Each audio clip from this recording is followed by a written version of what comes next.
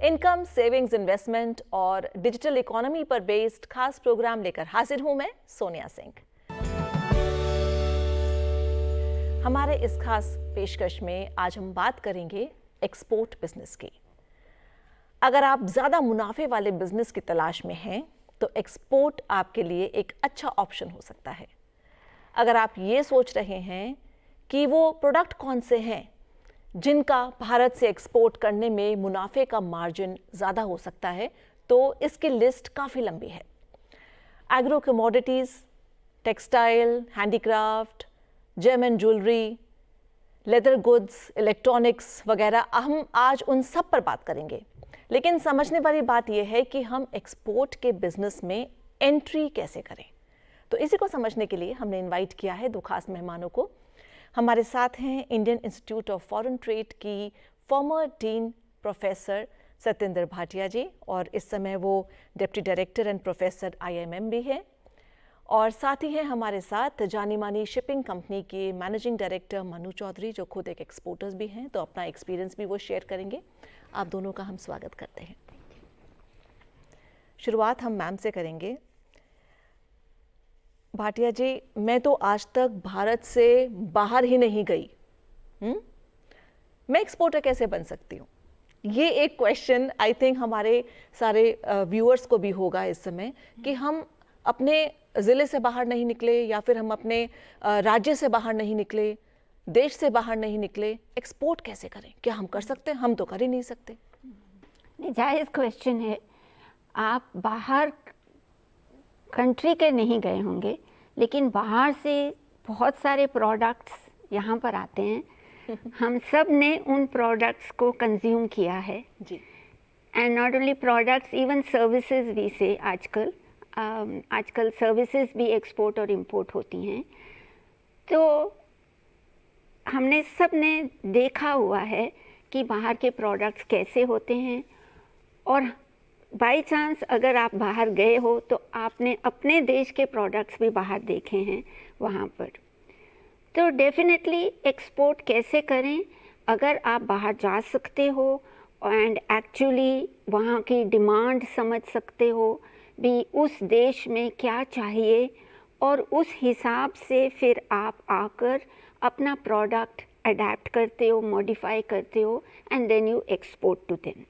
अगर ये चीज़ कर सकते हो तो बहुत ही अच्छा है, बट ऑब्वियसली ये थोड़ा पहले खर्चा होगा, आपको दूसरे देश में जाना होगा। अब भारत की बात करें तो अगल बगल काफ़ी देश हैं हमारे, नेपाल है, बांग्लादेश है, मालदीव है, ये भी सब फॉरेन कंट्रीज़ हैं, और हमारे साथ इनका काफ़ी ट्रेड होता है।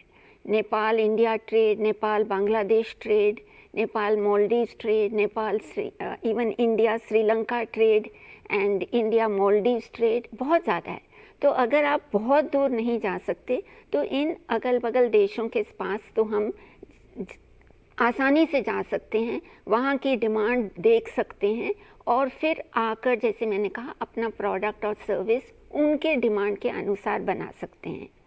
लेकिन अगर हम विश्व में देखें तो सबसे बड़ा इंपोर्टर USA है, another big country is EU। तो हो सकता है आपके पास वो सुविधा न हो कि आप अमेरिका जाएं, या फिर आप यूरोप जाएं, या इवन UAE और ऑस्ट्रेलिया जाएं, जहां हमने नए नए अभी फ्री ट्रेड एग्रीमेंट साइन किए हैं। अगर हम वहाँ पर नहीं जा सकते तो एक सुविधा है कि हमारे हर देश में इंडियन एम्बेसी है। तो अगर हम इंडियन एम्बेसी से भी कांटेक्ट करें, वो हमें आसानी से लिस्ट दे सकते हैं कि उस देश में कौन सी चीज़ें इंपोर्ट की जाती हैं और कौन से इवन इंपोर्टर्स हैं। कई बार वो बहुत बड़े जो इंपोर्टर्स होते हैं उनकी लिस्ट भी हमें आसानी से दे देते हैं। तो हर व्यक्ति को मैं ये बोलूँगी कि जो भी हमारी इंडियन एम्बेसीज़ हैं, अगर हम उन्हें लिखें तो डेफिनेटली ये सारी इन्फॉर्मेशन मिल जाएगी। इसके अलावा there is lot of published material available. बड़े बड़े institutions like World Bank, UNCTAD, all of them, इनकी पब्लिकेशंस होती हैं। WTO, इनकी पब्लिकेशंस होती हैं। ITC हम बोलते हैं, जहाँ पर पूरा ट्रेड मैप दिया जाता है कि कौन सी कंट्री क्या इंपोर्ट कर रही है और कितने वैल्यू की कर रही है। तो मैं सबसे बोलूँगी जो कहते हैं कि हमें पता नहीं क्या एक्सपोर्ट करना, कि इन ऑर्गेनाइजेशंस की आप वेबसाइट पर जाइए, इनके पब्लिकेशंस देखिए, इनके एनुअल रिपोर्ट देखिए, और हमारी भी मिनिस्ट्री ऑफ कॉमर्स वेबसाइट पर जाओगे आपको बहुत सारी इन्फॉर्मेशन मिलेगी, एकदम लेटेस्ट ट्रेड स्टैटिस्टिक्स मिलेगा।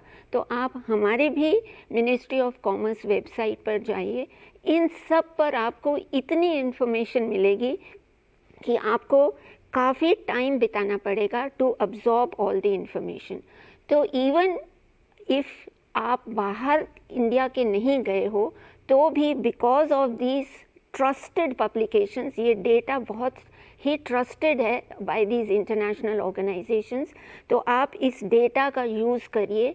And other than data, even important policies जो कि फॉलो की जाती हैं ऑन टैरिफ्स, नॉन टैरिफ्स, सारी इन्फॉर्मेशन आपको इन पर मिल जाएगी आसानी से। बिल्कुल। तो अब आप ये बहाना नहीं बना सकते कि भाई मैं कभी विदेश नहीं गया तो मैं एक्सपोर्ट नहीं कर सकता। तो ये जो प्रोग्राम आज हम कर रहे हैं ये बेसिकली आपको यही कॉन्फिडेंस दिलाने के लिए कि हर कोई एक्सपोर्ट कर सकता है, और सरकार हर बजट में कुछ नए नए प्रावधान करती है, उनका फ़ायदा उठाइए, वो आप ही के लिए तो हैं। उन सबको आपके लिए किस तरह से फ़ायदेमंद बनाया जा सकता है, ये प्रोग्राम हम इसलिए कर रहे हैं कि हम आपको समझा सकें कि एक्सपोर्ट करना इतना मुश्किल नहीं है जितना कि अभी आपने अपने दिमाग में बनाया हुआ है। अब हमारे साथ मनु जी हैं। मनु ने IIM अहमदाबाद से पढ़ाई की है, कैलकाटा से पढ़ाई की है, और मैनेजमेंट की पढ़ाई करने के बाद वो एक्सपोर्टर बन गए हैं। आप कुछ मैन्युफैक्चर भी करते हैं या सीधा एक्सपोर्ट करते हैं? बिकॉज ये भी हमारे दर्शकों में एक सवाल हो सकता है कि मैं तो कुछ मैन्युफैक्चर नहीं करता, मैं तो कुछ बनाता ही नहीं हूँ, तो मैं एक्सपोर्ट क्या करूँगा? मैं सबसे पहले सोनिया जी नमस्कार, और दूरदर्शन के सभी व्यूअर को। ये प्रोग्राम बहुत ही क्लोज़ है दिल का, क्योंकि ये एक तरीका है जहाँ से हम लोग जो गांव में युवा है वो कैसे एक्सपोर्ट कर सके, कहीं ना कहीं इस प्रोग्राम के जरिए हम लोग आज बताना चाह रहे हैं। तो सबसे पहले मैं अपने बारे में बताऊं तो एजुकेशन एक पार्ट है, और दूसरा पार्ट है सोनिया जी कि कैसे एक्सपोर्ट करें। उसके लिए पहले प्लानिंग, हम कोई मैन्युफैक्चरिंग नहीं करते, हम किसानों का पदार्थ को लेके एक्सपोर्ट करते हैं, एग्रो प्रोडक्ट्स का हम एक्सपोर्ट करते हैं, जैसे कि वेजिटेबल्स का, और जो भी ऑर्गेनिक और मिलेट आइटम्स आता है समय समय पे, जिसकी जहाँ से डिमांड होती है उसको हम लोग वहाँ एक्सपोर्ट करते हैं।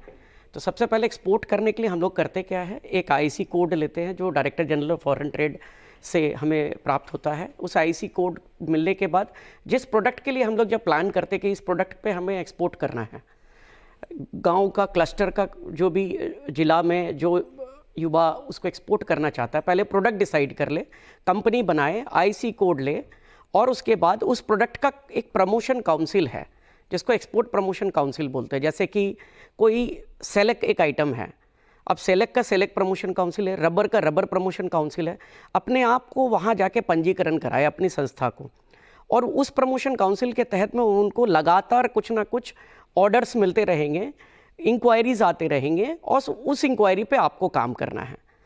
अपेडा है एग्रो आइटम्स के लिए, इसी तरीके से अलग अलग काउंसिल्स है हर एक आइटम्स का।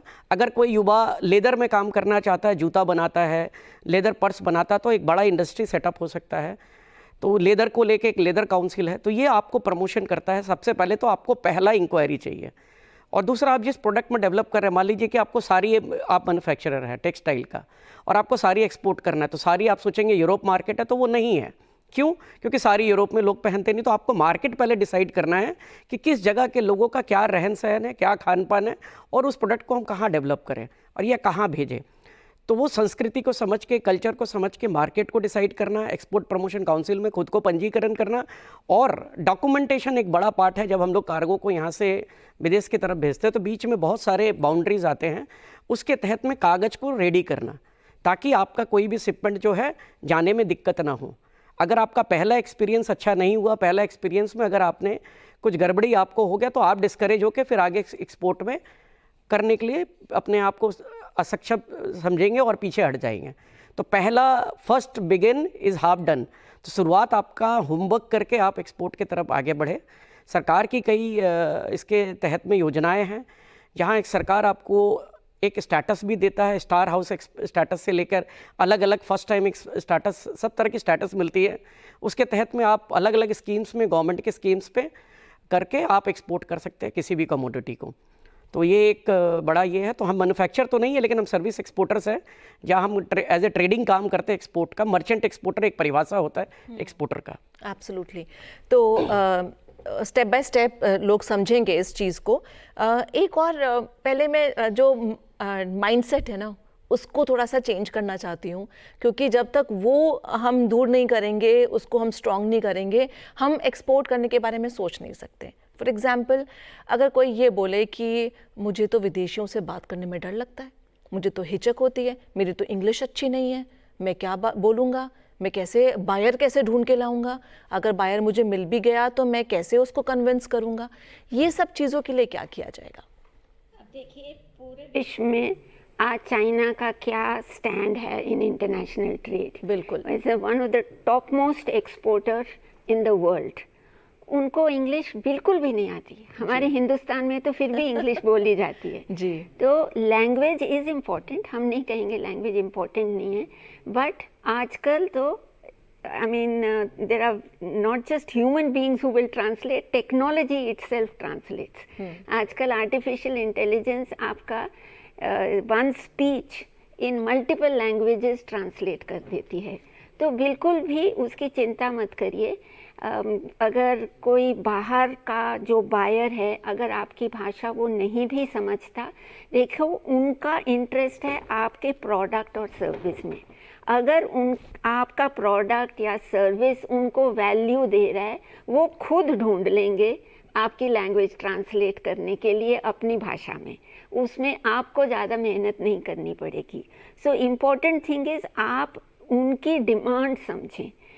कई बार एक्सपोर्टर्स ये गलती करते हैं कि वो सोचते हैं कि जिस चीज़ को मैं बहुत अच्छी तरह बनाता हूँ मैं वही ही बेचूँ, ऑलराइट, जो कि ठीक बात है।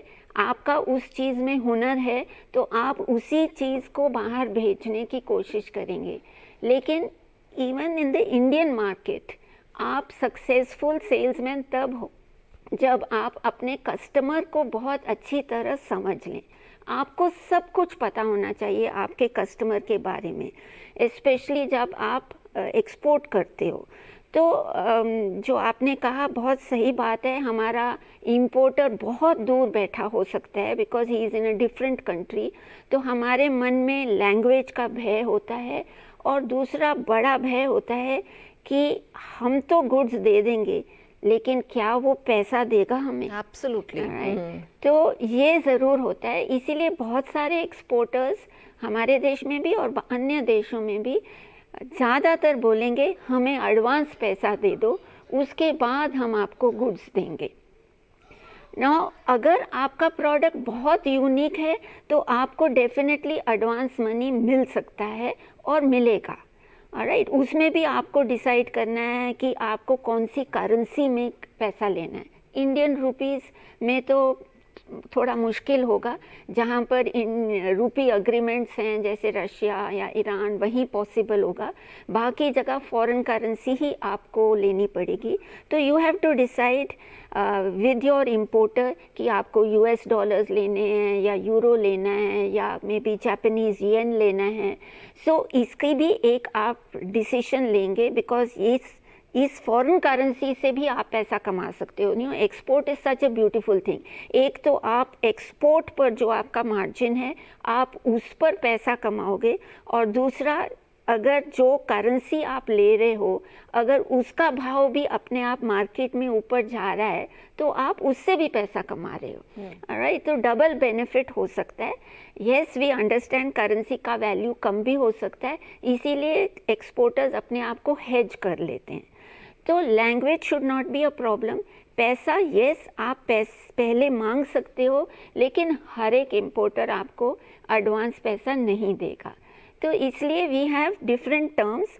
तो जो बहुत कॉमन टर्म है कि एक्सपोर्टर अगर डॉक्यूमेंट्स दे दे कि हमने अब शिपमेंट कर दी है, जो मोस्ट इम्पॉर्टेंट डॉक्यूमेंट को हम कहते हैं बिल ऑफ लेडिंग, अगर वो बिल ऑफ लेडिंग हम उनको हाथ में तो नहीं देना, हम अपने बैंक को दे देते हैं, अपना बैंक उनके बैंक को दे देता है। और अगर इंपोर्टर को ये एक एविडेंस मिल जाए कि आपने शिपमेंट कर दी है, तब वो मोस्टली पैसा रिलीज़ करने के लिए तैयार हो जाते हैं। तो आपको these are called payment terms. तो पेमेंट टर्म्स भी आपको डिसाइड करनी है। और बाकी डरिए मत, राइट, बिकॉज आपको अपने देश में ही काफ़ी लोग मिलेंगे जो आपको असिस्ट कर सकते हैं, right. There are customs brokers to help you with customs, क्योंकि कस्टम्स में भी कई तरह की ड्यूटीज़ होती हैं। एक्सपोर्ट करने के टाइम ज़्यादा मुश्किल नहीं होती, एक्सपोर्ट ड्यूटी किसी किसी प्रोडक्ट पर तो होती है, बट इंपोर्ट करने के time there are many duties. There is basic duty, there is may be anti dumping duty, then there is even IGST, तो काफ़ी सारे, but there are people to help you. तो कस्टम्स ब्रोकर्स की help लोग लेते हैं। Similarly आपको shipment करनी है तो लॉजिस्टिक्स, कि आपको रेल से कहीं भेजना है, even to bring to the port, या रोड से भेजें, या should it be multiple modes, तो देर आर लॉजिस्टिक्स प्रोवाइडर्स और फ्रेट फॉरवर्डर्स जो आपकी इस चीज़ में मदद करेंगे। तो जहाँ जहाँ कॉम्प्लेक्सिटी है वहाँ हमारे पास सर्विस प्रोवाइडर्स भी हैं। और जैसे आप ज्वाइन करेंगे ये व्यवसाय में, आपको काफ़ी इन्फॉर्मेशन अपने आप मिल जाएगी। और जैसे इन्होंने बताया, एक्सपोर्ट प्रमोशन काउंसिल्स हैं हर प्रोडक्ट के लिए। अगर आप उनकी वेबसाइट देखें या आप उनके पास जाएं, आपको इन्फॉर्मेशन मिल जाएगी। बिसाइड्स दैट हमारे जो गवर्नमेंट ऑफिस है, DGFT, directorate general of foreign trade, जो कि फॉरेन ट्रेड पॉलिसी इशू करते हैं, आप उनके ऑफिस में भी जाएंगे, आपको बहुत इन्फॉर्मेशन मिल जाएगी। उनके regional offices are available throughout India. तो there are lot of people who can guide you on the way. तो आपका हाथ पकड़ के आपकी मदद कर सकते हैं, ऐसा कहना है मैम का। ये भी है कि पेमेंट सिक्योरिटी है, पैसा आपका डूबेगा नहीं। अगर आप डॉक्यूमेंट्स दिखाते हैं बैंक को तो कैश अगेंस्ट डॉक्यूमेंट्स भी मिल जाता है। और साथ में अगर आपको लगता है कि डॉक्यूमेंट मेरे कहीं उल्टे सीधे ना हो जाएं, ITR फाइल करने में ही लोगों को टेंशन होती है कई बार, तो इसमें तो डेफिनेटली होगी। तो कस्टम हाउस एजेंट्स होते हैं, वो आपकी उसमें मदद कर देते हैं, तो उसकी भी कोई चिंता नहीं है। सबसे बड़ी चिंता जो होती है वो ये होती है कि सपोज़ आप मेरठ में बॉल्स बना रहे हैं क्रिकेट की और आपको भेजनी है वो ऑस्ट्रेलिया। आप चाहते हैं कि चलो ऑस्ट्रेलिया भेज देता हूँ मैं, और चलो मैं मेरठ से दिल्ली तो भेज दूंगा, मेरठ से मैं बैंगलोर भी भेज दूंगा, लेकिन ऑस्ट्रेलिया कैसे भेजूंगा? ये जो एक टेंशन है शायद वो दूर करेंगे मनु, कि ये जो लॉजिस्टिक्स का इशू एक जो साइकोलॉजिकल है कि इतनी दूर विदेश में मैं कैसे भेजूंगा, वो कैसे दूर होगा? जो ये इनलैंड कंटेनर डिपो हैं, पोर्ट हैं, वो अगर आप समझाना चाहें। बहुत ही आसान है इस पूरे लॉजिस्टिक मैट्रिक्स को समझने के लिए, खास करके इंटरनेशनल लॉजिस्टिक को लेके। भारत सरकार ने तो बड़ा इसको आसानी कर दिया। जैसे जैसे देश प्रगति कर रहा है, हमारे जैसे आप मेरठ का उदाहरण दिए कि मेरठ का क्रिकेट बैट आज काफ़ी एक्सपोर्ट हो रहा है मेरठ से। ये कैसे हो रहा है? जब हम पहले ये डिसाइड कर ले कि हमारा कार्गो कहाँ जाएगा, हमारा गुड्स किस देश के लिए जाएगा, तो सबसे पहले जब आप एज ए एक्सपोर्टर बनना चाहते हैं तो पहले आप डिसाइड करें कितनी क्वांटिटी में और कहाँ जाएगा। जैसे ही आपको क्वांटिटी पता चल जाएगी और साइज़ पता चल जाएगी कि हमारा कितना वॉल्यूम है कार्गो का, तो सबसे पहले जैसे कि आप कस्टम ब्रोकर का बात करें या फ्रेट फॉरवर्डर, तो आपके इलाके में उस एरिया में जो नियर बाई कस्टम ब्रोकर या फ्रेट फॉरवर्डर, आप उनसे संपर्क करेंगे और उनको क्वांटिटी और आप वॉल्यूम बताएंगे। उसके हिसाब से वो कार्गो जहाज़ से जाएगी, पानी की या एयर से जाएगी, वो डिसीज़न लेंगे। और अगर जहाज़ से जाती है तो कंटेनर हम लोग उस वहाँ प्रोवाइड करते लॉजिस्टिकली, और कंटेनर वहाँ पहुँच के 40 फुट की कंटेनर हो या 20 फुट की कंटेनर हो, हर कंटेनर का एक अपना साइज़ है, वज़न है, कैपेसिटी है, और पैकेजिंग बहुत इंपॉर्टेंट है जब आप किसी भी कार्गो को एक्सपोर्ट करते हैं। अगर खास करके अगर आपको जहाज़ में जाना है, शिप में, तो आपको ये ध्यान रखना है कि जब आप किसी कार्गो को एक्सपोर्ट करें कहीं उसका पेरिसेबल नेचर तो नहीं है, कहीं वो कार्गो ख़राब तो नहीं हो जाएगी। तो उसकी पैकिंग उस प्रकार हो, कार्गो का नेचर के हिसाब से हो, नहीं तो क्या होगा, कार्गो जब अपने जर्नी को तय करेगी और जब वहाँ पहुँचेगी हो सकता है कि कार्गो डैमेज हो जाए, हो सकता है उसके अंदर में कहीं आगे पीछे। लेकिन इसके लिए भी हमारे पास कंट्रोल सिस्टम है। क्या कंट्रोल सिस्टम है? जब आप कार्गो को अपने यहाँ पे पैक कर रहे हैं तो उस टाइम पे आप इंस्पेक्शन करवाएं अपने बायर के एंड से। बायर का कोई प्रतिनिधि इधर आके आपके गोडाउन में आके वो इंस्पेक्शन करेंगे। ये प्रतिनिधि कौन होते हैं? इसको भी DGFT ने नॉमिनेट किया। मिनिस्ट्री ऑफ कॉमर्स का एक संस्था है DGFT, director general of foreign trade. उसमें कई सारे सर्विस प्रोवाइडर इम्पैनल्ड है। मैडम अभी कस्टम ब्रोकर की बात करें तो कस्टम ब्रोकर या कस्टम हाउस एजेंट ये मिनिस्ट्री ऑफ फाइनेंस नियुक्त करते हैं कस्टम कमिश्नरेट के थ्रू। तो वो ये सारे लोग भारत सरकार के कहीं ना कहीं नामित संस्था है जो काम करती हैं। तो आपको ये ध्यान देना है कि क्या ये नामित संस्था है पहला इनको लेने के लिए, जब क्योंकि आप अपने कार्गो को उनको दे रहे हैं। तो जैसे ही वो अगर रजिस्टर्ड है, अगर वो कल को 19-20 करे तो आप कंप्लेन भी कर सकते हैं उनको, ताकि आपके मन में ये टेंशन ना हो कि तीसरे आदमी को हम अपने कार्गो को दे रहे हैं। और ये प्री शिपमेंट इंस्पेक्शन होती है पेरिसेबल आइटम्स के लिए, इनकी पैकेजिंग करनी, छोटी छोटी चीज़ें हैं जिनको आपको दिमाग में रख के कि ये कार्गो कहीं ख़राब ना हो जाए, उसको इंस्पेक्शन करा के उसकी इंस्पेक्शन रिपोर्ट लेके आप भेज सकते हैं। और उसकी इंश्योरेंस होती है, इंश्योरेंस का भी क्लेम आपको मिल जाता है अगर कार्गो डैमेज होती है तो। इस तरह की चीज़ें हैं जो छोटी छोटी सावधानी बरत के आप उस कार्गो को नियर बाई पोर्ट या ICD में आप उसको भेज के एक्सपोर्ट कर सकते हैं। जैसे बात की कि अगर शिप में जाएगा तो आजकल तो शिप को लूटने वाले भी बहुत सारे लुटेरे आजकल आ गए हैं, तो उसके लिए क्या किया जाए? नहीं, ये लॉजिस्टिक डिसरप्शन तो है। ये अभी देखिए पूरे स्विस कैनाल के उस एरिया में बहुत बड़ा लॉजिस्टिक डिसरप्शन चल रहा है रेड सी का, जिसके वजह से क्या हुआ, लॉजिस्टिक कॉस्ट बढ़ गया। हमारे देश में लॉजिस्टिक कॉस्ट प्रधानमंत्री जी ने आह्वान किया था 10% के अंदर रहना चाहिए और हम लोगों ने अचीव भी किया। लेकिन ये समस्या के वजह से ये ज़रूर है, कई सारी इंश्योरेंस कंपनी है इसके अंदर इंश्योरेंस कवर्ड करती हैं, कई सारी इंश्योरेंस कंपनी कवर नहीं करती। तो इसके वजह से बहुत सारी शिपिंग लाइन जो है वो अलग रूट लेके अभी ट्रैवल कर रही है। मगर ये तात्कालिक समस्या है, ये निरंतर चला आया, समय समय पे इस तरह की समस्या आएंगी, लेकिन व्यापार कभी बंद नहीं होता, व्यापार चलता रहता है। जिसको ज़रूरत है वो ठीक व्यापार करेगा। तो इन सब समस्याओं से नकारात्मक सोच नहीं करके इसको सकारात्मक की तरफ चले।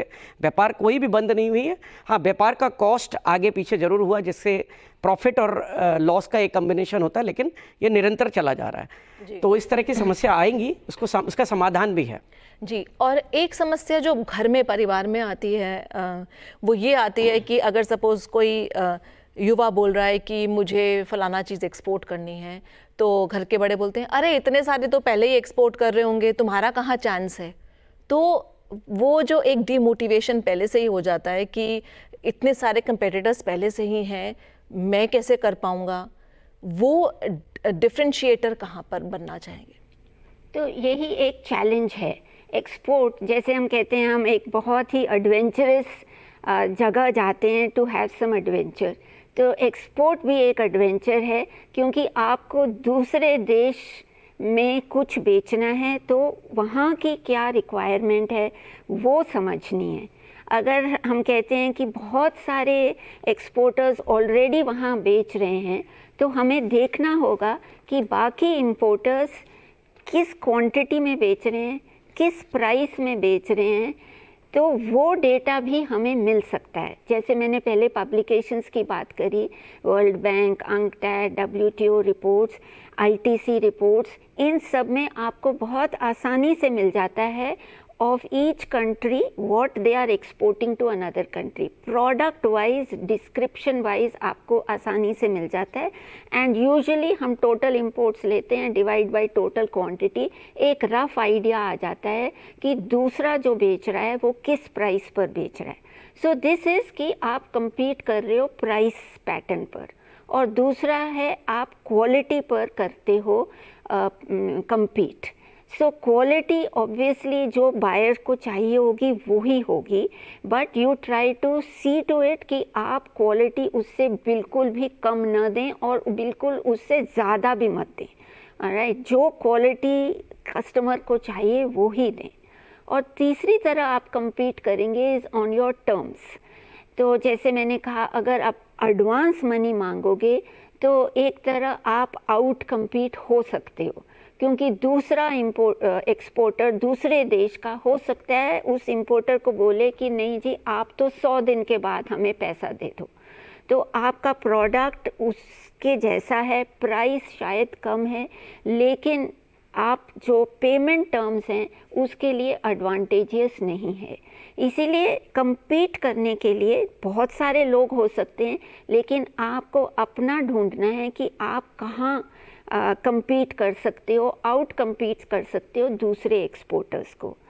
And on the earlier thing you know कि अगर आप, जैसे आप मेरठ से बोल रहे थे हमें कुछ लाना है, अगर कुछ एक्सपीरियंस चाहिए तो प्लीज़ आप इन बिफोर कि you export to any other country, जो हमारे घर के एक्सपोर्टर्स हैं आप उन्हीं को एक्सपोर्ट करके देखिए। हमारे सरकार ने बहुत सारे जो हम कहते हैं you no special economic Jones बनाए हुए हैं, जहां अधिकतर यूनिट्स एक्सपोर्ट ही करती हैं। या another term that we use if they are not in the special economic zones, कि वो एक्सपोर्ट ओरिएंटेड यूनिट्स हैं। तो अगर आप इन एक्सपोर्ट ओरिएंटेड यूनिट्स को, या जो यूनिट्स स्पेशल इकोनॉमिक जोन्स में हैं, अगर आप इनको भी एक्सपोर्ट करते हो, क्योंकि इनसे आपकी बातचीत बहुत आसानी से हो सकती है, वो आपके देश में ही है, तो बहुत आपको डिस्टेंस कवर नहीं करना पड़ेगा। इनको पता है कि इंपोर्टर को क्या चाहिए, तो आपकी एक तरह मदद भी हो जाती है। तो जो भी फ़ायदे सरकार देती है एक्सपोर्टर्स को in terms of all incentives या reduction of duties, reduction of taxes, वो सारे बेनिफिट्स आपको भी मिलेंगे अगर आप इन्हीं यूनिट्स को एक्सपोर्ट करते हो। The government usage a term deemed exporter. तो आप एक्सपोर्टर तो नहीं हो, आप बाहर नहीं भेज रहे, लेकिन आप इन यूनिट्स को दे रहे हो, तो आपको डीम्ड एक्सपोर्टर कहा जाता है और आपको सेम बेनिफिट्स मिलते हैं। तो एक तरह ये इससे आपका उत्साह भी बढ़ जाता है। जी, जैसे मैम ने बात की SEZ की या फिर EOUs की, ऐसे ही वो एक वन डिस्ट्रिक्ट वन प्रोडक्ट भी शुरू किया और साथ में टाउन ऑफ एक्सपोर्ट एक्सीलेंस किया। तो अगर आप उसके बारे में बताएं ताकि हमारे दर्शकों को पता चल सके कि वो जिस टाउन में रह रहे हैं, क्या पता वहीं पर कोई एक एक्सीलेंस वाला प्रोडक्ट हो। बिल्कुल।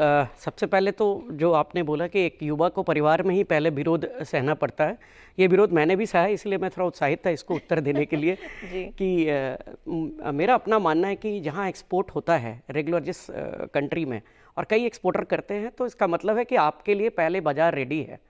आपको पहला आपको ये पता चल जाता है कि हमारे इंडिया की ये प्रोडक्ट उस कंट्री में ज़रूर एक्सेप्टेड है, तभी वहाँ लगातार एक्सपोर्ट हो रहा है। तो प्रॉब्लम के साथ एक अपॉर्चुनिटी है वहाँ पे। गुजराती में कहावत है, जहाँ हरकत वहीं बरकत, जहाँ समस्या है वहीं बरकत है। तो ये अपॉर्चुनिटीज़ को उस युवा को इनकैश करना चाहिए। और जैसे कि मैडम ने कहा, डीम एक्सपोर्ट्स की अपॉर्चुनिटी है। आप पहले एक्सपोर्टर से ट्राई कर सकते हैं, सप्लाई करके, और धीरे धीरे करके फिर आप विदेश की तरफ जा सकते हैं। रहा बात टाउन ऑफ एक्सीलेंसी का, बहुत अच्छा एक स्कीम ये विगत 10 सालों में 39 टाउन को रिकॉग्नाइज़ किया भारत सरकार ने, और रिसेंटली 4 और टाउन उसमें ऐड हुए, डिपेंडिंग अपॉन क्या प्रोडक्ट वहाँ पे मैन्युफैक्चर होता है और क्या प्रोडक्ट ज़्यादा वहाँ से एक्सपोर्ट होता है। तो इसके अंदर में जैसे फरीदाबाद है, वहाँ आपके बहुत सारे अपैरल्स एक्सपोर्ट होते हैं वहाँ से। मुरादाबाद है, वहाँ से हैंडीक्राफ्ट होते हैं। मिर्ज़ापुर है, जहाँ से हैंडमेड कारपेट्स एक्सपोर्ट होते हैं। वाराणसी है, जहाँ से हैंडलूम एक्सपोर्ट होती है। इसी तरीके से आपके टाउन में ऐसे 39 टाउन है जो रजिस्टर्ड है, और इन टाउन ऑफ एक्सेलेंस में आप अपने आप को रजिस्टर करा सकते हैं अगर आपका टाउन उस कैटेगरी में आता है तो। और आप वहाँ के एग्जिस्टिंग जो भी इंसेंटिव स्कीम्स है, भारत सरकार का कई इंसेंटिव स्कीम्स है एक्सपोर्टर्स के लिए, जब वो एक्सपोर्ट करते हैं तो वो क्या रेट compete भी कर पाएंगे। आप जब रेट की बात आती है कि मेरे को रेट इंटरनेशनल मार्केट में compete करना है, तो जब आप एक्सपोर्ट करते हैं तो आपको तो सबसे पहले डोमेस्टिक जितने भी टैक्सेस है उसका एक रिमिशन के तहत में एक इंसेंटिव स्कीम है जो सरकार आपको वापस कर देती है। दूसरा क्या है कि ये जो टाउन ऑफ एक्सीलेंस का स्कीम है, इसके तहत में आप मान लीजिए कि कोई मशीन को इम्पोर्ट करें EPCG में, और फिर उस मशीन से आप मैन्युफैक्चर करके फिर एक्सपोर्ट करें। तो इस तरीके का कई इंसेंटिव स्कीम्स है जो गवर्नमेंट चाहती है कि एक्सपोर्ट करें और विदेशी मुद्रा देश में लाएं। तो आपकी पहले ही एक्सपीरियंस से आपको पता चल जाएगा कि बैंक कैसे आपको सपोर्ट कर रहा है, बैंक से कैसे आपको हर तरह का फाइनेंसिंग और क्रेडिट मिलता है जब आपके पास ऑर्डर अगर हाथ में हो। दो चीज़ें आपको एज ए युवा या एज ए कोई भी क्लस्टर में अगर किसी को एक्सपोर्ट करने का इच्छा है, तो दो चीज़ मैं एकदम साधारण भाषा में ये बात कह रहा हूँ, सामान्य भाषा में, उसके पास अगर प्रोडक्ट है और उसके पास अगर ऑर्डर है, बाकी चीज़ों का इंतज़ाम हो जाता है। तो एक्सपोर्टर बनना यस डिफ़िकल्ट है पर उतना ही आसान भी है, लेकिन ऑर्डर को गैदर करना सबसे पहला टास्क है कि ऑर्डर मिले, और दूसरा किस प्रोडक्ट को हम एक्सपोर्ट करें। तो ये दोनों की जैसे ही आपको चीज़ होगी, इसके साथ साथ भारत सरकार के इतने सारे इंसेंटिव स्कीम्स हैं जो आपको कहीं ना कहीं मदद करेगा, और सर्विस प्रोवाइडर्स है जो आपको आगे चल के स्मूथ वे में आपकी कार्गो को एक्सपोर्ट करेंगे। तो ये सबसे पहला जो चैलेंज है कि ऑर्डर मिले, उसके बाद ही कोई चीज़ होगी वो, लेकिन सबसे बड़ा चैलेंज भी वही है कि ऑर्डर मिले तो फिर तो वारे न्यारे हो ही जाएंगे। अगर सपोज़ कोई प्रोडक्ट बना रहा है, तो ये जो export promotion council of India है, ये किस तरह से आपकी मदद करेंगे, और क्या ये सेक्टर वाइज होते हैं? सपोज स्टील के लिए स्टील एक्सपोर्ट प्रमोशन काउंसिल, या सीमेंट हो तो सीमेंट के लिए, या फिर ऐसे बाकी प्रोडक्ट्स होते हैं? इतने बारीकी में तो नहीं है कि steel export promotion council, but we have like engineering export promotion council. इन्होंने एपीडा का मेंशन किया कि agro products, similarly gem and jewellery export promotion council, textile export promotion council, even cashew export promotion councils. और India से spices बहुत बाहर जाते हैं, so we have a spices export promotion council. तो डेफिनेटली इन एक्सपोर्ट प्रमोशन काउंसिल्स के पास अगर आप जाएं, तो अगर आप इनके मेंबर्स बन जाएं, तो वो मेंबर्स को सारी इंफॉर्मेशन देते हैं। Any new development in any market, वो आपको आसानी से सारी इंफॉर्मेशन दे देते हैं। एंड नॉट ओनली दैट, ये जो बाहर ट्रेड एग्जीबिशंस होती हैं, ओवरसीज ट्रेड एग्जीबिशंस, कभी जर्मनी में हो रही हैं, कभी दूसरे देशों में हो रही हैं, तो उन एग्जीबिशंस की सारी इंफॉर्मेशन भी आपको मिलेगी। और आपके लिए ये बहुत इम्पोर्टेंट है, जैसे आपने कहा एक्सपोर्ट ऑर्डर चाहिए, तो एक्सपोर्ट ऑर्डर लेने के लिए many people they participate in these exhibitions, वहाँ जाकर अपने प्रोडक्ट्स को एग्जिबिट करते हैं। और काफ़ी लोग वहाँ एग्जीबिशन के दौरान ही they are able to get an export order. तो ऐसे में जैसे प्रगति मैदान में अपना होता है, उससे नहीं फ़र्क पड़ेगा? हाँ, प्रगति मैदान हमारे देश में हो रहा है, तो बाहर के एक्सपोर्टर्स आकर अपने प्रोडक्ट्स डिस्प्ले करते हैं। हमारे लोग भी करते हैं, but mostly it is for the outside exporters. ऐसे हमें भी बाहर जो देश एक्सपोर्ट कर एग्जीबिशंस करते हैं, और हर प्रोडक्ट की सेपरेट एग्जीबिशन होती है, जैसे ऑटोमोबाइल्स की अलग, and so on, machine tools की अलग। तो हमारे यहाँ के लोग काफ़ी बाहर जाते हैं, तो एक्सपोर्ट प्रमोशन काउंसिल्स आपको सारी डेट्स बता देती हैं। इसके अलावा हमारे पॉलिटिशियंस भी, मिनिस्टर्स हुए, प्राइम मिनिस्टर, जब भी ये जाते हैं, इनके साथ एक बिज़नेस डेलीगेशन ज़रूर जाता है, बिकॉज वहाँ पर जब जाते हैं तो बिज़नेस मीटिंग्स भी होती हैं। तो lot of big exporters at least they make it a point कि वो they are part of the business delegation, क्योंकि उस दौरान उनको काफ़ी पॉसिबिलिटी होती है कि कोई ना कोई एक्सपोर्ट ऑर्डर मिल जाए। नॉट डेफिनेटली आई एग्री, सबके बस की बात नहीं है कि वो बिज़नेस डेलीगेशन के पार्ट बन जाएं, या खुद भी अपना अभी जब बनाया ही नहीं है कुछ, तो वहाँ पर एग्जिबिट करना सबके लिए पॉसिबल नहीं है, because this is outright capital expenditure. तो इसलिए मैंने कहा कि the publications that are there, the Indian embassy, that's a very cost effective way. वो कुछ भी आपसे चार्ज नहीं करते, वो आपको लिस्ट आसानी से दे देते हैं of the importers product wise. And इसके अलावा ऑल दी एसोसिएशंस आउटसाइड, जैसे हमारे चेम्बर्स ऑफ कॉमर्स हैं, उनसे भी कुछ लिस्ट मिल सकती है। और जो बाहर है, अगर मैं यूएसए में कुछ बेचना चाहती हूँ, तो India US chamber of commerce या India EU chamber of commerce, इनके पास जाएं तो भी हमें काफ़ी लिस्ट मिल सकती है इम्पोर्टर्स के बारे में। जी, आप एसोचैम में हैं, तो उससे कितना आपने अपने एक्सपीरियंस में क्या देखा है, कितना फ़र्क पड़ता है? नहीं, देखिए, नॉट ओनली एसोचैम, फीओ है, एसोचैम है, एससीपीसी है, ऐसे कई चेंबर ऑफ कॉमर्सेस है जो लगातार बायर सेलर मीट करते रहते हैं। इस बायर सेलर, जब आप इसके मेंबर बनते हैं, बायर सेलर मीट का पार्ट बनते हैं, वहाँ एग्जिबिट करने का आपको मौका मिलता है। तो जैसे ही आप एग्जिबिट करते हैं तो बायर आपको वहीं पे बायर आपको ये मैडम ने बिल्कुल सही कहा कि ये एक्सपोर्ट प्रमोशन काउंसिल्स प्लस जितने भी चैम्बर ऑफ कॉमर्सेस हैं, ये लगातार बायर सेलर मीट करते हैं। और इस बायर सेलर मीट का एक फ़ायदा होता है, रिसेंटली जैसे G20 समिट हुई तो उसमें भी कई ऑर्डर्स हमारे देश को मिला, और लेदर वन ऑफ द उसमें सबसे ज़्यादा एक्सपोर्टेबल गुड्स रहा। जी, तो ऐसे में जो बहुत ही छोटे बिजनेसमैन हैं या विमेन एंटरप्रेन्योर्स हैं, या फिर कोई अभी नया कोई अपना शुरू करना चाह रहा है, वो अमेज़ॉन वगैरह ये सब पर अपनी सेलिंग में उत्साहित होकर कह रहे हैं कि शायद हम विदेश में भी करें, तो मिनिमम इन्वेस्टमेंट कितनी रहेगी? एकदम बहुत ही छोटे स्तर पर आप शुरू कर रहे हो तो आजकल तो हमारे देश में भी और बाकी देशों में भी what we call e commerce exports, उसका बहुत तेज़ी से वृद्धि हो रही है। राइट, तो वो होता है कि जैसे इन्होंने पहले बताया कि 20 फुट कंटेनर या 40 फुट कंटेनर, इतना आपको सामान बेचना ही नहीं है। आप एक स्मॉल शिपमेंट आप थ्रू ई कॉमर्स आसानी से भेज सकते हो।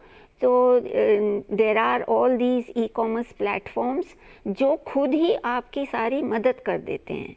You know, they will tell you कि आप ये चीज़ बाहर बेचना चाहते हो तो उस कंट्री में क्या रूल है, इंपोर्ट क्या वो अलाउ करती है वो कंट्री, या वहाँ पर ड्यूटी क्या है, उसके बारे में वो खुद ही आपको सारी इन्फॉर्मेशन देते हैं।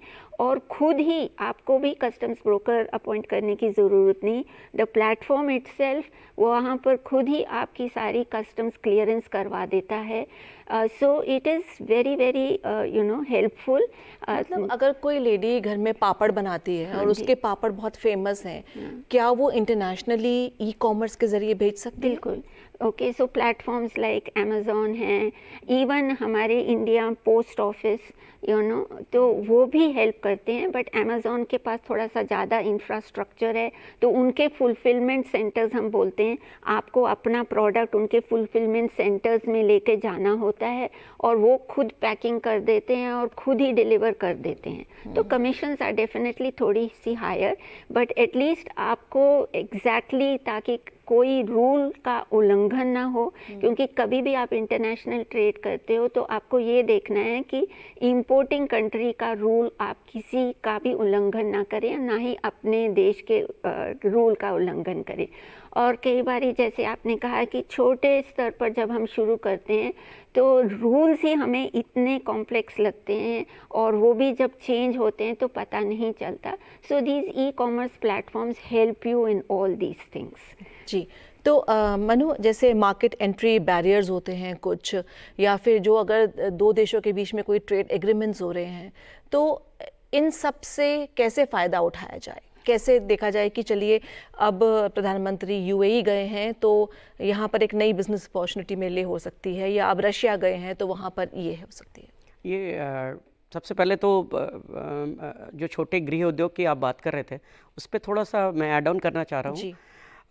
डाक निर्यात फैसिलिटी है अपार्ट फ्रॉम अमेजन या ऑनलाइन साइट को लेके, जो आने वाले दिन में काफ़ी अच्छा एक अपॉर्चुनिटी है। डाक निर्यात घर जैसे पहले हुआ, जैसे पोस्ट ऑफिस पहले हुआ करता था, तो जिला स्तर पे या ब्लॉक स्तर पे अब डाक निर्यात फैसिलिटी भी स्टार्ट हो रही है, जिसके तहत में आप क्या है कि वहाँ अपने कार्गो को बुक करें और बुक करके वो डाक से वो हब एंड स्पोक मॉडल के तहत में वो कार्गो हब पे आ जाएगा पोस्ट ऑफिस के, और वहाँ से फिर वो उस कंट्री के लिए एक्सपोर्ट हो जाएगा।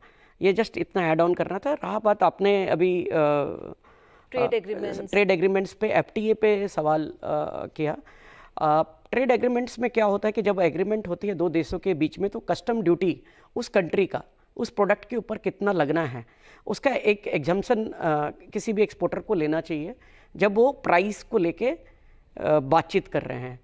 तो वो कॉस्टिंग में बड़ा हेल्प आता है एग्रीमेंट का रेफरेंस में कि आपके देश में मैं ये एक्सपोर्ट कर रहा हूँ, और जैसे कि सार्क कंट्री है, सार्क कंट्री का एक अपना ट्रेड एग्रीमेंट है, आफ्टा कंट्री का अपना एक ट्रेड एग्रीमेंट है। तो आप उस कंट्री को जब कोई भी कार्गो एक्सपोर्ट करते हैं तो वो जो ड्यूटी बैरियर्स है वो ड्यूटी बैरियर्स कहीं ना कहीं आपको सपोर्ट करता है आप अपने प्रोडक्ट को वहाँ पे compete करने के लिए प्राइस के कंपैरिजन में। जब आप एक्सपोर्ट कर रहे होते हैं तो आपकी कंपटीशन केवल आपके प्रोडक्ट्स और आपके देश के एक्सपोर्टर से नहीं है, दूसरे भी देश के एक्सपोर्टर से हैं।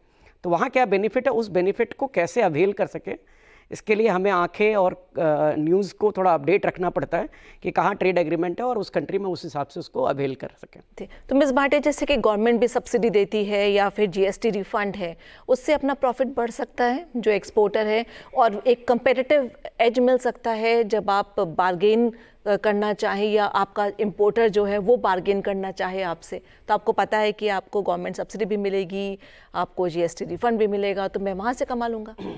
डेफिनेटली सरकार की तरफ से तो बहुत सारी स्कीम्स हैं। जैसे पहले हम बात कर रहे थे बाहर जो एग्जीबिशंस होती हैं उसमें पार्टिसिपेट करना, उसके लिए भी एक स्कीम है सरकार में जिसको हम मार्केट एक्सेस इनिशिएटिव स्कीम बोलते हैं। उसके अंतर भी up to 50% of your travel cost आपको रीइम्बर्स हो जाता है by the government to participate in overseas exhibitions. बाकी अगर आप एक्सपोर्टर हो और जो चीज़ आपने एक्सपोर्ट करनी है उसको बनाने के लिए आपको कुछ अगर इंपोर्ट करना है, for example you are a garment exporter और आपको कुछ इंपोर्ट करना, may be some type of fabric export करना है, तो जो भी आपको इंपोर्ट करना है उसके ऊपर आपको इंपोर्ट ड्यूटी देनी ही नहीं पड़ती, और अगर import duties are generally higher तो आप समझ सकते हो आपको कितना बड़ा बेनिफिट मिल रहा है। All you have to say is that you are going to use this item in what you export, तो हम एडवांस लाइसेंसिंग स्कीम बोलते हैं। उसके अलावा अगर आप एडवांस में नहीं बता पाए कि ये वाली चीज़ आप यूज़ करेंगे इन द एक्सपोर्टेड आइटम, तो दूसरी स्कीम है जैसे ड्यूटी ड्रॉबैक स्कीम हम बोलते हैं, मतलब जो आपने ड्यूटीज़ भरी हैं एट द कस्टम्स वो आपको मिल जाती हैं वापस as soon as you export the goods. तो गवर्नमेंट की तरफ से not only on at the customs and not only to participate outside, ये जो उन्होंने डिफरेंट पार्क्स बनाए हुए हैं जैसे PM मित्रा पार्क, टेक्सटाइल्स पार्क या बायोटेक्नोलॉजी पार्क, सॉफ्टवेयर पार्क, यहाँ पर जो कॉमन इंफ्रास्ट्रक्चर होता है वो भी सिंस इट इज़ कॉमन, आपका कॉस्ट ऑफ प्रोडक्शन अगर आपकी यूनिट इन पार्क्स में है तो कॉस्ट ऑफ प्रोडक्शन आपकी कम हो जाती है। Besides you are already in a cluster, जो बाकी लोग हैं वो भी वही चीज़ बनाते हैं, तो आपको इंफॉर्मेशन भी बहुत आसानी से मिल जाती है और एक तरह का विद इन द जोन एक तरह का सप्लाई चेन है। तो सब्सिडीज़ एंड अदर स्कीम सरकार की तरफ से बहुत उत्साहन दिया जाता है, तो definitely that is why we say exports को एंटर करना एक बहुत बड़ा फ़ायदेमंद होता है। साथ ही मनु, जैसे कहा जाता है कि कोई भी आप काम करो, खासकर अगर आप बिज़नेस करो, तो कॉमन सेंस बहुत ज़रूरी है। अब जैसे दुनिया भर में वॉर या कॉन्फ्लिक्ट वाली सिचुएशंस होती हैं, अब बांग्लादेश की अगर हम बात कर लें तो क्या ये माना जाए कि अगर वहाँ पर कोई कॉन्फ्लिक्ट चल रहा है तो गारमेंट एक्सपोर्ट के लिए आपके पास एक अच्छा बेनिफिट यहाँ पर हो सकता है, या फिर रबड़ के लिए तो ऐसे कोई चीज़ एक्सपोर्ट कर ली जाए? ये कन्फ्लिक्ट कई बार समस्या है लेकिन अपॉर्चुनिटी भी है। मैं जैसे कि बोला था, अब जिस तरह से बांग्लादेश कन्फ्लिक्ट कर रहा है तो उसका फ़ायदा बिज़नेस में, व्यापार के तहत मैं बोल सकता हूँ कि वो वहाँ का पॉलिटिकल डिस्टर्बेंस कहीं ना कहीं अपॉर्चुनिटी के लिए डेवलप करेगा इंडिया के लिए, खास करके ईस्टर्न साइड के जोन के लिए। तो वहाँ हम लोग जैसे बांग्लादेश क्या करता है, बांग्लादेश सर्विस देता है to all the big brand who are in textiles, और वहाँ सर्विस देके वो लोग मेजर रॉ मटेरियल इंपोर्ट करते हैं और वहाँ पे सिलाई होती है, स्टिचिंग होती है और फिर वो वापस री एक्सपोर्ट हो जाती है। क्या ये देश ये चीज़ हम यहाँ डेवलप नहीं कर रहे? जैसे हम लोगों ने बात करी टाउन ऑफ एक्सीलेंस की, या मैडम अभी बात कर रही थी पार्क की या क्लस्टर डेवलपमेंट की, तो ये एक बड़ा अपॉर्चुनिटी भी होता है। उसके साथ साथ जैसे ही कहीं रसिया में, जैसे रसिया और यूक्रेन की वार हो रही थी, वो वीट का एक बड़ा डिमांड इंडिया की तरफ से आया। तो इस तरीके का जब समस्या आती है तो हमारे देश के जितने भी बिजनेसमैन हैं या आने वाले जो बिजनेसमैन हैं उनके लिए एक अपॉर्चुनिटी भी लाती है। तो स्टेबल अनस्टेबल गवर्नमेंट आपके बगल का नेबरहुड में अगर कोई समस्या है तो हो सकता है वो आपके लिए अपॉर्चुनिटी हो। ये व्यापारिक दृष्टिकोण से मैं बात कर रहा हूँ, कल्चरल दृष्टिकोण से नहीं। तो इस तरीके को टैप करना, जब यहाँ समस्या आए तो वहाँ आप कैसे व्यापारी एंगल से चूँकि मैं बोल रहा था कि हमें आइज़ को और ईयर को ओपन करके रखना चाहिए कि अपॉर्चुनिटी को और कैसे हम इसको डेवलप कर सकें। तो एक बड़ा अपॉर्चुनिटी है और इसके साथ साथ इंसेंटिव्स बहुत है, ड्यूटी ड्रॉबैक और लाइसेंसिंग स्कीम्स मैडम बता रही थी। मैं छोटा सा केस स्टडी बता रहा हूँ। जब मैं 2002 की बात कर रहा हूँ, 2001-2 में चाइना जब WTO में इंटर किया तो हम लोग इंडिया में काफ़ी लोग जाके वहाँ से चाइना से इंपोर्ट करना शुरू किए। चाइनीज़ लैंग्वेज नहीं बोल पाते थे, तो हुआ क्या, चाइनीज़ ने वहाँ पे इंडियन जो लोग वहाँ पहुँचे उनको उन्होंने इंसेंटिव देना शुरू किया कि आप हमारे देश के प्रोडक्ट को एक्सपोर्ट करो। तो कई सारे इंडियन वहाँ जाके अपने आप को स्टैब्लिश किए and they become a indenter for Chinese manufacturers. और एक वातावरण तैयार हो गया कि चाइनीज़ इंपोर्ट इंडिया में आना शुरू हो गया उसके बाद। तो इसी तरीके का एक हमारे देश को एक अलग अलग अपॉर्चुनिटीज़ मेक इन इंडिया के तहत में एक वातावरण और एटमॉस्फेयर तैयार हो रहा है। $778 बिलियन इस बार एक्सपोर्ट हुआ है, जो कि 2016 में $435 बिलियन था। तो ऑलमोस्ट डबल इंक्रीज़ हो रहा है ये 8 साल के अंदर में। इसका मतलब है कि अपॉर्चुनिटी है एक्सपोर्ट के अंदर में और आने वाले जनरेशन को इस अपॉर्चुनिटी को इनकैश करना चाहिए। और सबसे बड़ी बात है कि एक ऐसा बिजनेस है जो कभी ख़त्म ही नहीं होगा, क्योंकि हर कंट्री चाहती है कि देश में डॉलर्स आएँ, फॉरेन एक्सचेंज आए और इससे वो उनकी जो फाइनल इकोनॉमिक सिचुएशन है वो भी बेटर हो। अगर मैम मैं आपसे कहूँ कि एक रैप अप कर दीजिए हमारे व्यूअर्स के लिए कि कहाँ से वो शुरुआत करें, क्या वो प्रोडक्ट आइडेंटिफाई करें कि मुझे क्या करना है एक्सपोर्ट, या कंट्री आइडेंटिफाई करें कि मुझे किस कंट्री में करना है, या फिर कोई वेबसाइट वगैरह शुरू करें ताकि कोई अगर ढूंढना भी चाहे कि वाकई में ये अच्छे से प्रोडक्ट सप्लाई कर पाएंगे कि नहीं कर पाएंगे। हाँ, तो जैसे हमें देखना है कि अगर जो भी हम बेचना चाहते हैं उसकी बाहर कितनी मार्केट है। सो एज आई सेड, अगर आप ITC वेबसाइट पर भी जाएं, उनके ट्रेड मैप्स बता देते हैं कि लेट्स से USA ये वाली कमोडिटी कितना इंपोर्ट कर रही है, and even other. So top 10 importers आपको मिल जाएंगे, टॉप 20 इम्पोर्टर्स आसानी से मिल जाएंगे। सो अगर कुछ शुरुआत करनी है, सो फर्स्ट थिंग वी से कि वो वाली country it should be a big importer. अगर वो कंट्री इंपोर्ट नहीं कर रही, हम नहीं कहते कि वहाँ बिल्कुल भी अपॉर्चुनिटी नहीं है, लेकिन फिर वो आपको डेवलप करनी पड़ेगी। एक कंट्री जो ऑलरेडी इंपोर्ट कर रही, for example even US, IT services for example, this is not a product but IT services, they are importing such a lot from India। तो हमें पता है कि अगर IT सर्विसेज के एक्सपोर्ट करने हैं then definitely USA is a very big market for us. लेकिन इसका मतलब नहीं कि हम IT सर्विसेज दूसरी जगह नहीं बेच सकते। हम EU में भी बहुत एक्सपोर्ट करते हैं एंड ऑफ कोर्स अब even IT export promotion council का भी एक ऑब्जेक्टिव है कि हम थोड़ा डाइवर्सिफाई भी करें, क्योंकि south east Asia, even Korea, Japan, हम यहाँ पर भी एक्सपोर्ट करें। वहाँ पर वही लैंग्वेज थोड़ी प्रॉब्लम आती है, may be that is why we have not exported that much, but also because they are not very big importers।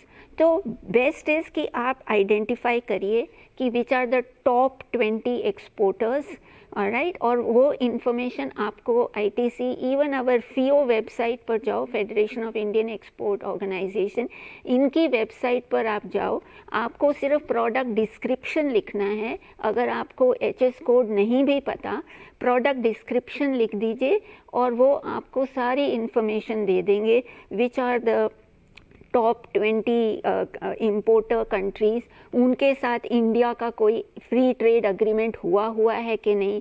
अगर हुआ है तो आपको उनको, आपके इम्पोर्टर्स को जो ड्यूटी देनी पड़ेगी वो बहुत कम रह जाएगी। तो सारी इन्फॉर्मेशन आपको मिल सकती है।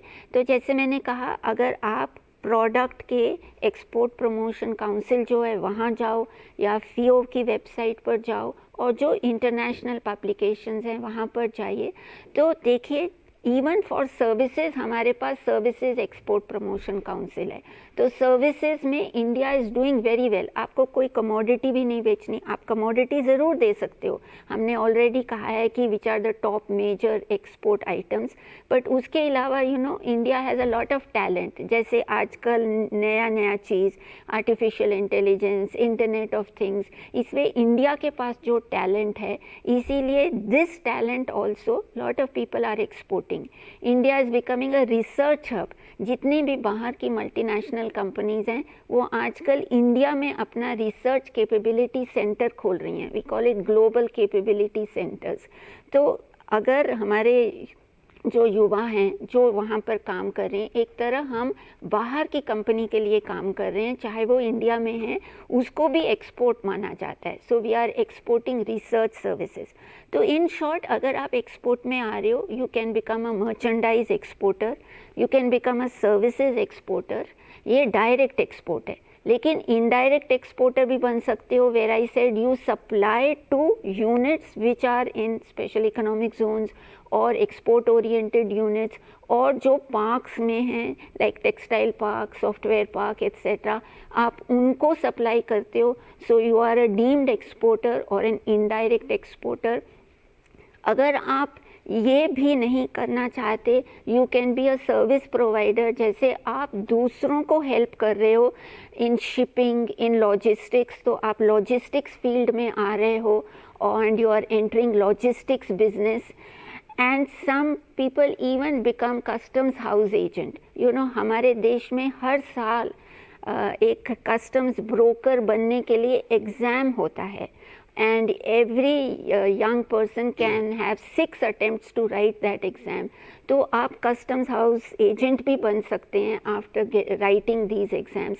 तो आपको multiple opportunities हैं to come into international business. बताइए, शुरुआत हुई थी एक्सपोर्टर से और इतने सारे आयाम निकल कर आ गए हैं कि हमारे जो गेस्ट हैं उन्होंने बताया है आपको कि अब आप सिर्फ घर पे बैठकर कोस नहीं सकते किसी और को, आपको खुद मेहनत करनी है. बहुत सारे लक्ष्य हैं, बहुत सारे आयाम हैं जो आप पा सकते हैं. आपको थोड़ी सी मेहनत करनी है, एक स्ट्रॉन्ग माइंडसेट रखना है, अच्छी रिसर्च करनी है और आप एक उम्दा सफल एक्सपोर्टर भी बन सकते हैं. और ढेर सारे जो अपॉर्चुनिटीज़ मैम ने बताई हैं, सर ने बताई हैं, वो भी आप उनके काबिल हैं ही. और 6 अटैम्प्ट्स हैं तो आई एम श्योर थोड़ी सी मेहनत करके आप निकाल ही सकते हैं. बहुत बहुत शुक्रिया आप दोनों का स्टूडियो में आने के लिए और इतनी अच्छी जानकारी हमारे दर्शकों को देने के लिए. पैसा बोलता है कि इस खास कड़ी में फ़िलहाल इतना ही. हमारा ये प्रोग्राम आपको कैसा लगा, आप इस पर अपनी राय दे सकते हैं. हमारा email ID नोट कीजिए, ddurduspecials@gmail.com. इसी के साथ हमारी पूरी टीम को दीजिए इजाज़त. आदाब.